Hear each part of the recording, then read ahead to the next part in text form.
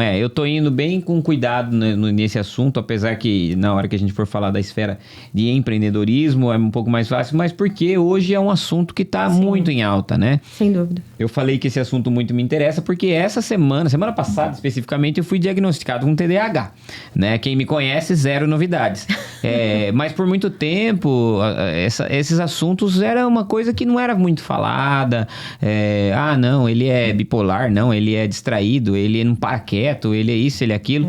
E eu fui diagnosticado, né, com TDAH e ficou mais claro, né, na minha mente, assim, então é isso e tal. Mas você sabe por que isso aconteceu? Justamente pela mesma razão que as nomenclaturas elas têm mudado, por conta do avanço nas pesquisas em neurociência. Então, hoje a gente tem conhecimentos, André, que nós não tínhamos há 10, 15 anos atrás, né? Inclusive, o próprio fato de você ter recebido um diagnóstico tardio, e ainda bem que você recebeu, é por conta dessa evolução em neurociência. Então, nós temos hoje instrumentos não só de rastreio, né, que a gente chama instrumentos de screening dos sintomas principais dos transtornos, como você citou o TDAH, que nós não tínhamos antes, né? E também instrumentos diagnósticos que são extremamente sensíveis, né, para o diagnóstico. Então, nós não tínhamos, né? E ter hoje esses instrumentos dá a possibilidade de que pessoas com TDAH, que é seu caso, pessoas autistas e outros transtornos do neurodesenvolvimento venham a ter uma compreensão de si que elas não tinham antes.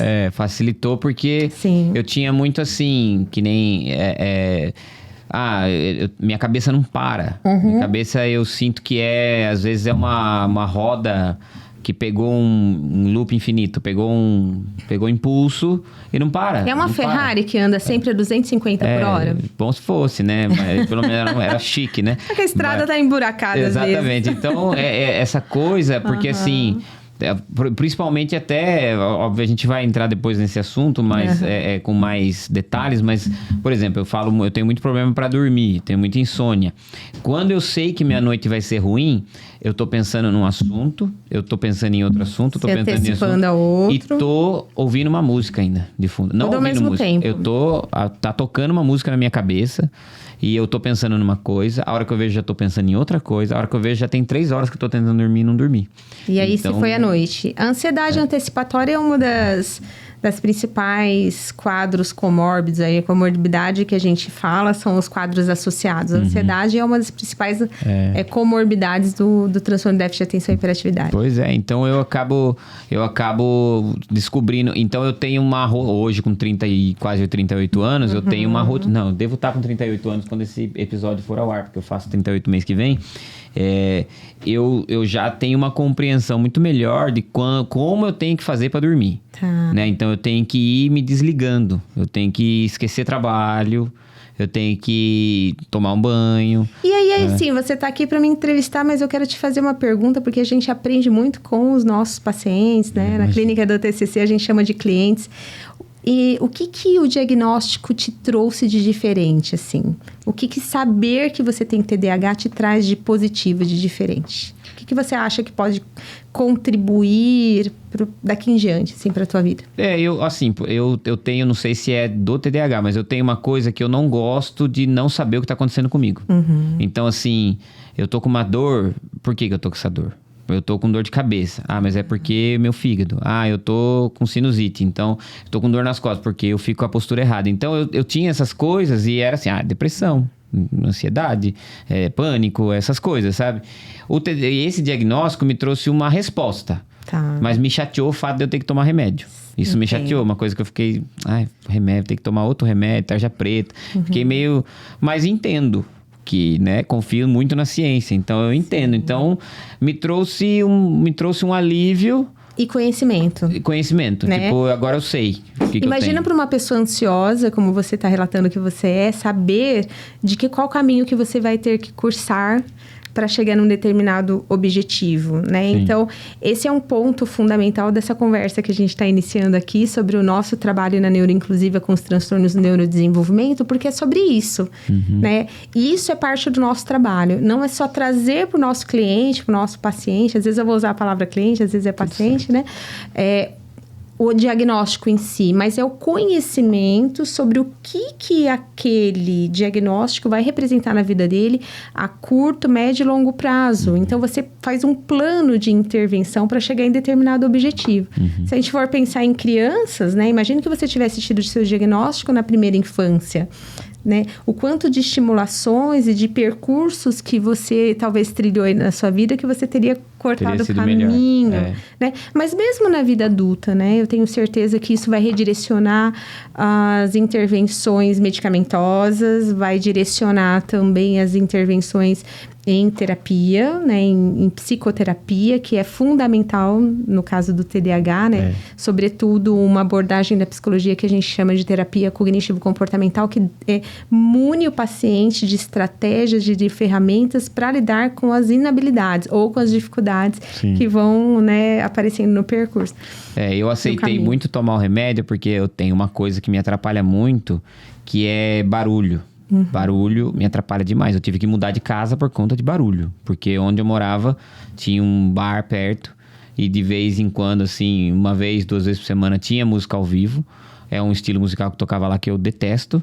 E isso me irritava de um jeito de eu ficar transtornado. Eu ter que sair de casa, de eu chorar de raiva, de eu me pôr protetor auricular e tampar ainda com fone pra aguentar. E eu tive que me mudar, porque fica aquele som constante, ficava aquele tum. E um som concorrente, né, André? Porque o que nos distrai? Não são só os estímulos do ambiente. A gente tá aqui dentro do estúdio, tem pessoas que estão aqui conosco, tem luz, som não tem tanto, mas nós temos muitos estímulos que são distratores. Mas no TDAH, um dos principais estímulos distratores, eles são aqueles que ninguém tá vendo, que estão dentro da mente da pessoa, dentro do cérebro, né? Que são os pensamentos. Os pensamentos, eles também são distratores. A gente tá conversando aqui, ninguém garante que você tá só aqui. Você pode estar pensando em algo aqui, já no que você vai fazer à noite. E aí você imagina uma pessoa com TDAH introduzido no mundo barulhento. Então, quer dizer, né? É uma concorrência de estímulos o tempo todo, o que se torna extremamente exaustivos, inclusive que leva muitas pessoas com TDAH a ter depressão. Não depressão do tipo, eu tô triste, tô deprimida, minha vida é uma droga, mas uma depressão por exaustão, por cansaço, por sobrecarga, inclusive sensorial. A gente tá falando de som, mas tem as luzes, tem o aroma, né? O cheiro do ambiente, tem muitas coisas assim sensoriais que são concorrentes. Eu não gosto mesmo de muita luz, eu não gosto... Tipo, é pra dormir, por exemplo. Eu não gosto de muita luz. Aqui, eu não... Obviamente que eu entendo, né? A luz, isso aqui não me incomoda. Mas assim, se eu tivesse que dormir aqui, já ia sofrer com essa luz aqui. Eu gosto de dormir com muito silêncio. Então, eu já acostumei a dormir com protetor auricular. Já desde menino eu durmo com protetor auricular. Não consigo dormir sem, porque eu não me vejo deitando pra dormir se eu não tiver com o ouvido tampado. Tiver o som o mínimo possível. Deitar pra dormir, escutando um carro passar... É muito. E você me falou que você tem um filho. Tenho um filho. O diagnóstico... Qual a idade do seu filho? 3 anos. Seu filho tem 3 anos. O diagnóstico, não que necessariamente seu filho deva ter TDAH. Mas né? é muito parecido comigo. Os fatores genéticos, eles estão totalmente ligados aos transtornos do neurodesenvolvimento. Mas esse é um outro aspecto importante do diagnóstico, né? Porque agora você começa a prestar atenção em detalhes no curso do desenvolvimento do seu filho para identificar, né? Se ele vai apresentar, talvez, alguns sintomas, alguns sinais que sejam eu fico preocupado com meu filho no setor de ele... na questão dele ter, às vezes, uma... Como posso dizer? Ele invoca com as coisas, às vezes. Tipo assim, foi ontem, acho, eu pus a meia nele. Não tava bom, ele queria que trocasse o lado da meia. E ele fica bravo, ele chora, ele fica assim, parece frescura, né? Mãe, é um pouco de manha de criança, obviamente, tem 3 anos, né? Perto da mãe é de um jeito, longe da mãe é de outro jeito. Tem muito isso, né? Mas assim, eu fiquei... Como eu acabei de receber esse diagnóstico... Agora você tá atento, as antenas isso eu não tinha, isso eu nunca tive, esse negócio de vestir a meia. Não, mas desse lado aqui, não, tem que trocar. Mas ele tem muito isso. Tipo assim, ontem... Ele quis fazer xixi. Ele fez xixi, mas ele ainda tinha 12 minutos de desenho que ele ia assistir. Aí eu falei, agora volta lá assistir. Tiramos a calça dele, a cuequinha, porque ele ia já assistir e já ia pro banho. Já fez xixi, limpamos, pode deitar lá na cama e terminar. Não, papai, tem que pôr a cueca, a cueca e a calça ele quis pôr de volta, entendeu? Cansa, obviamente que a gente cansa, fala, ai meu Deus do céu, sabe? Mas aí eu falei, cara, é umas coisas que a gente vai ter que ver depois, né? O que ele tem mesmo, mas é óbvio que ele tem, né? Ele é... É óbvio que pé de manga não dá jaca. Porque ele é seu filho biológico, biológico, sim. Provavelmente ele tenha características como a gente, né? Os idosos diziam, puxa a característica do vô, da avó. Ele tem muita coisa minha, ele já gosta muito de música. Entendeu? Eu sempre fui fissurado por música. Ele gosta muito de música, né? Eu estimulo também que goste. Mas ao ponto de não aguentar estar no carro se não tem música. Eu também não gosto. Se eu estiver andando no carro sozinho, tem que estar tocando alguma coisa. Esse é um outro ponto interessante e importante que veio com o avanço em neurociência, que é o conhecimento de que os transtornos do neurodesenvolvimento, eles têm uma origem genética, às vezes até hereditária, né? Diretamente do pai e da mãe, mas necessariamente genética. Então, isso está posto, nós já temos essa informação precisa que antes nós não tínhamos. Então, eu sinto que, né, o meu outro filho é meu enteado, não é meu filho de sangue, né?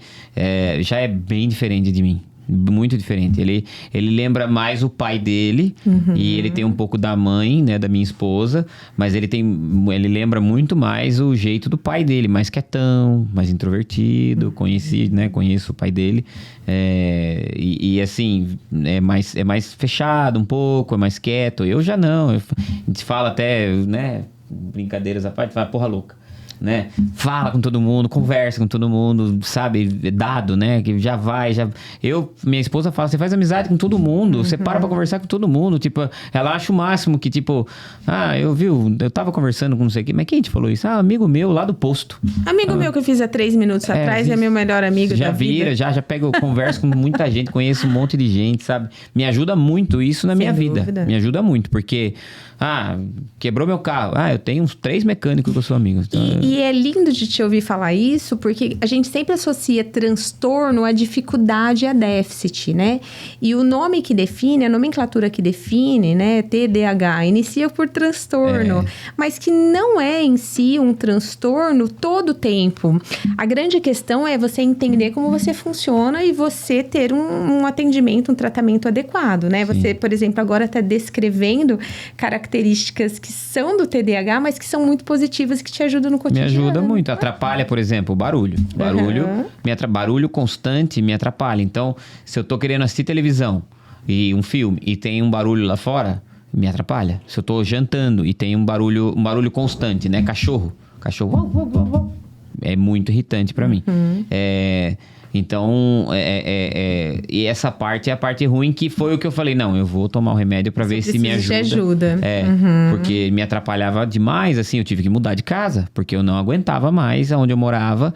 Eu adorava a casa que eu morava, sabe, reformei ela e tal, fui pra uma casa boa, tudo, mas eu tive que mudar e tô pagando um preço alto por essa mudança, financeiro e se adaptar e tudo mais. Então, assim, mas ok, tipo, lá é mais silencioso. Mas assim, ao ponto do meu sócio, Beto, falar, cara, você tem que mudar mesmo. Você precisa ter paz, você não tem paz. Você não tinha paz. O Lucas acompanhou essa fase desde o começo até, né? O Lucas já me conhecia quando começou, quando eu tinha paz em casa, de repente começou o barulho. O quanto isso me afetou em tudo, né? Então, assim, mas tem o lado que me ajuda na minha criatividade. Sem dúvida. Me ajuda eu estar à frente da empresa, ser um dos donos da empresa. Me ajuda porque ao mesmo tempo que eu tô aqui gravando, se a Raíssa, a supervisora da produção, me chamar, eu consigo dar atenção e falar o que ela precisa e consigo falar com a Lu do financeiro, consigo falar com E aí você tá tocando numa outra característica que é do TDAH e que aparece muito também no autismo, que é o foco, né? No autismo a gente fala muito de hiperfocos, né? Que são aqueles pontos de interesse que daí o indivíduo mergulha e vira um expert naquilo. Eu tenho um pouco Tem um lado disso bom... também. Mas tem um lado, né, que precisa de manejo e precisa de ajuste, precisa de ajuda, porque também senão você se perde. Imagino que você ultrapassou muitas madrugadas nos seus hiperfocos aí, foi perdendo sono, que trouxe prejuízo no dia seguinte. Muito. Sobrepeso depois, porque acaba que quando você não dorme direito, você come mais e tal. Então, a parte da insônia é uma dificuldade muito grande, atrapalha muito minha vida. Né? Eu vejo as pessoas, um sono, encosta e dorme. Eu falo, que inveja. Queria muito encostar no carro e dormir, mas imagina que eu consigo. Fico vendo, aí fica passando luz de alguma coisa, não dá, não consigo. Tem que tomar, dormir no avião, por exemplo, tem que tomar Dramin, tem que tomar alguma coisa. Eu fui pro México uma vez, tive 9 horas de voo. Eu tive que tomar remédio pra conseguir dormir 3 horas, sabe? Senão eu ia morrer de cansaço depois. Sem dúvida. E então é uma dificuldade, né? Já esse meu enteado, né? Ele, onde ele encosta, ele dorme. Mas com uma facilidade assim, quem entrou no carro, tá dormindo. Facinho. Meu filho já tem o sono mais conturbado igual o meu. Eu acho que uma coisa importante da gente destacar aqui, quando a gente fala de transtornos do neurodesenvolvimento, a gente tá falando mais sobre o TDAH, né? Nossa conversa começou lá fora sobre o TDAH. É que existem sintomas e sinais, né? A gente fala de sintomas nucleares, né? Que são próprios e típicos daquele determinado transtorno. Então, quando a gente pensa, por exemplo, em TDAH, existem os sinais que são nucleares. Quer dizer, 100% das pessoas com TDAH têm aqueles sinais, mesmo que sejam de subtipos diferentes. No caso do TDAH, nós temos 2 subtipos, né? Um desatento e o outro que é desatento e hiperativo. Mas tem que ter aquelas características para que se caracterize aquele diagnóstico. No autismo ocorre a mesma coisa. Para além desses sinais, as pessoas são diferentes, né? Então, claro, existem também características de personalidade, né? Por isso que uma avaliação personalizada, individualizada e especializada, ela é fundamental. Então, que é o que vocês fazem, né? Que é o que nós fazemos na Neuroinclusiva.